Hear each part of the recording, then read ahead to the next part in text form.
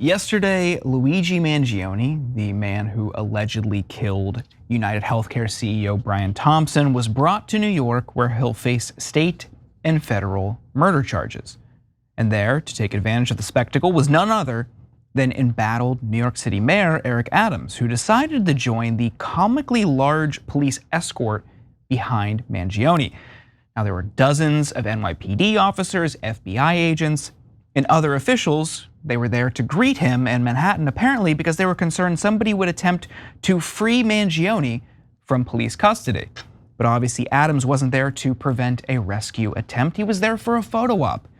Adams posted another video from a different angle where he can clearly be seen on his own Twitter account. Take a look.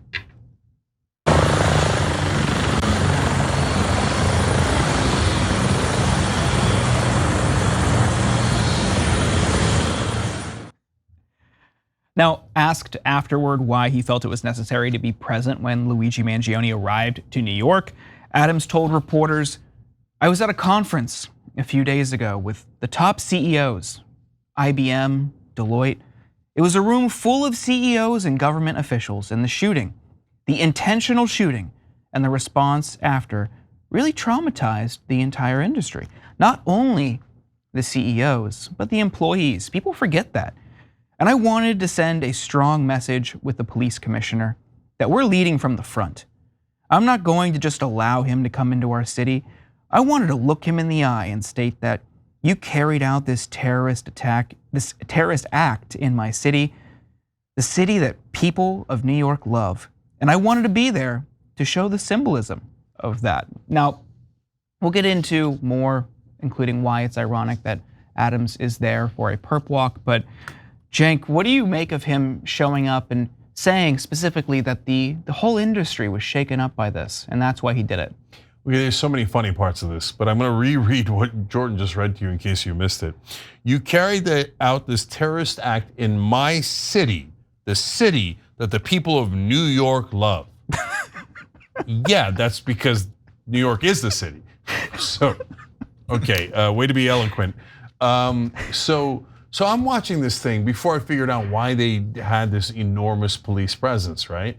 And I was like, do they think like some vigilante CEOs are going to Jack Ruby him? What's going on here, right? And then I read into it and they're like, no, they're worried that he's going to get rescued. I was like, wow, that's the state the country's in, where they were worried that an assassin is going to be rescued by the American people. And that's why they had to bring him in like this. And people on X are saying like they're treating him like a villain from Gotham, right? And that right. The whole thing had a super Joker feel to it. Like, I haven't seen Joker 2 yet, but that was straight out of Joker 1, right? So they're making a mistake of overhyping him. You see what I'm saying? Now that like it's going to accidentally turn him into a folk hero when he feels like this tiny guy needs like 200 guys around him to make sure that he doesn't get rescued by Joker's allies.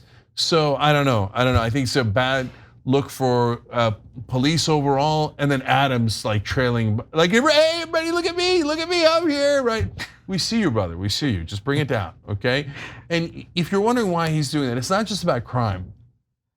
Manhattan is where the biggest business interests are centralized. Like that's where they most live, right? And that means tons of super rich folks, including, of course, most importantly, the biggest parts of the financial industry. So the banking CEOs, et cetera. And then he even talked about it. He's like, I was just at a lunch with all my CEO friends, and then my CEO friends are super concerned. Look, they're right to be concerned. Like, I'm not making light of what happened. They should definitely get protection, et cetera. But at the same time, when you see New York City mayors, not just Eric Adams, acting out like this, it's because they're not wrong. The political power base in New York is enormously wealthy people from the business community, and if you don't cater to them 200%, they'll be furious. And by the way, what'll happen next is tons of negative articles. Just ask Bill de Blasio. Like, I mean, look, I'm not saying Bill de Blasio was perfect, But whenever I ask people, why are you so mad at Bill de Blasio? I tell you, it's in the papers. It's in the papers. He was going to the wrong gym. I'm like, that's what you're so mad about, right? And it's because that particular mayor is more controlled by CEOs than any mayor in the country. All right, Jackson, what do you think? I mean, there's just so much going on in the country right now. I think that analysis of this is like something out of the Joker is very true. And it's been funny watching, the establishment, whether that be, mainstream media, news outlets, or just people who are in these consultant positions be outraged that there's, kind of like a lover boy, oh, he's so hot fest going on around the country. I think a lot of that is just the internet, people in jest, and obviously not caring that a healthcare CEO was slain. But also, I know that famous clip with Laura Ingraham where she was like, basically, it's such a shame that people are praising this man. And then like 30 seconds later, she's like talking about Daniel Penny and Donald Trump and JD Vance invite Daniel Penny to the ball game. Like, let's take a picture. Like, yes, you got away with murder. And then also Kyle Rittenhouse. So like, there's like they have no room to condemn anybody for being all over Luigi. But I think that it's just a reflection as well of how unserious society is as a whole. Because like even from the election, there's so much to take from it. Years and years of Democratic failures, people just not really being all that excited to show up for Kamala for good reasons. But at the same time, a man like Donald Trump, who we've been watching for the last 10 years, America was like, oh, I don't care that he's a felon. I don't care that he tried to overthrow the government. I don't care that he lies every time he opens his mouth. So I think we're just going to have a lot more of stuff like this going on for the next 4 years. The country just really being out of control. Yeah. Well, we have more on Adams, and he made it perfectly clear that he is putting, like Cenk said, the CEOs first. And this was clear from the beginning of the investigation. NYPD spared no expense in the hunt for the assassin of Brian Thompson. They even sent scuba divers into the lake in Central Park. Eric Adams made this comment on the underwater search. Everywhere is important. Every place is important, Adams said, adding a moment later, it's dark down there, Yes, brother, we know. It's Captain Obvious. I love him. You want to take it? The guy is ridiculous. He's embarrassing. So look, guys, there's nothing wrong with protecting CEOs, okay? But all we want is equality. Like, give me the same kind of energy when you're protecting the average citizen, right? And to be fair to Eric Adams, he hasn't been bad on crime. He's trying and stuff. But look, I'm principled. So I'm against defund the police in terms of a slogan. I'm against it if you're actually cutting funds that are gonna help protect folks, et cetera. If you're doing it in terms of bringing more funds into mental health, wonderful, et cetera, right? So, but we've been clear here on the Young Turks.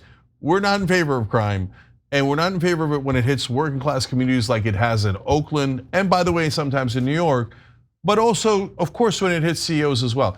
But when they make such a spectacular show, like, okay, somebody gets hurt in New York, okay, it's all right, it's not, but when a CEO gets killed, that's it, bring out the scuba teams, the SWAT teams, and the Joker teams, and the FBI, and it's, all right, guys, we got it. The CEOs are more important than us. Stop rubbing our faces in it.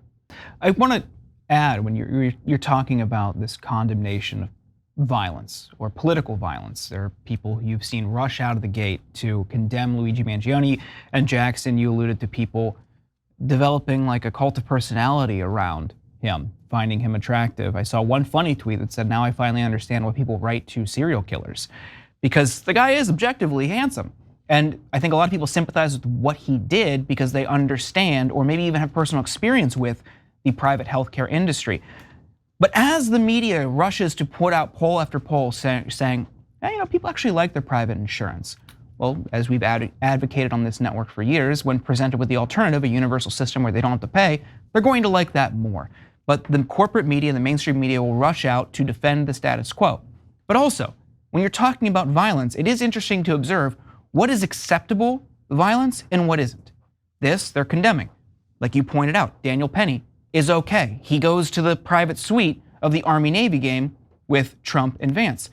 But also, It's okay that there is a genocide happening now. That's justified. Ukraine fighting back. All of the civilians rushing to create Molotov cocktails to fight back against Russia. That violence is okay. Palestinians fighting back, unacceptable. Somebody taking matters into their own hands after a health insurance company denies claims, which results in tens of thousands of people dying every year, responding to that isn't okay. So it is interesting to observe where violence is okay, what isn't, who is a victim and who isn't. Okay, you're gonna make me add one last thing, Jordan, because it's such a good point. Look, I get it. We treat folks that are richer with more gravity. We treat Americans that are closer to us with more gravity than we do foreign interests, etc. But it is a hell of a thing. I mean, imagine if they treated, and look, again, we've been principled here, by the way. We're against all violence, whether Luigi Mangione does it, whether Hamas does it, or Israel does it, or Russia does it. We've been principled on it, right? But imagine if we showed the same amount of concern for a Palestinian child killed in Gaza as we did for that CEO. And right now you're thinking that's unimaginable, right? And isn't that super sad? Over 15,000 kids killed in Gaza. All of them combined didn't get half the sympathy of that CEO. All right. It goes to show how tribal we really are as human beings. And what did Joseph Stalin say? One death is a tragedy, a million deaths is a statistic. So I think we're just interesting things. And part of being involved in politics is learning how to manage ourselves. That's really what it's all about. Because if conditions are certain types of ways, we go awry. And if they're not, we like to love each other more. But we're just very tribal creatures. Thanks for watching the video, guys. We also love it if you hit the join button below, because that makes you a member, and members allow us to be independent, honest. We can be as progressive as we want, no corporate media influence, and that's all because of you guys. We love doing the show with our members. Hit the join button, become one of the Young Turks.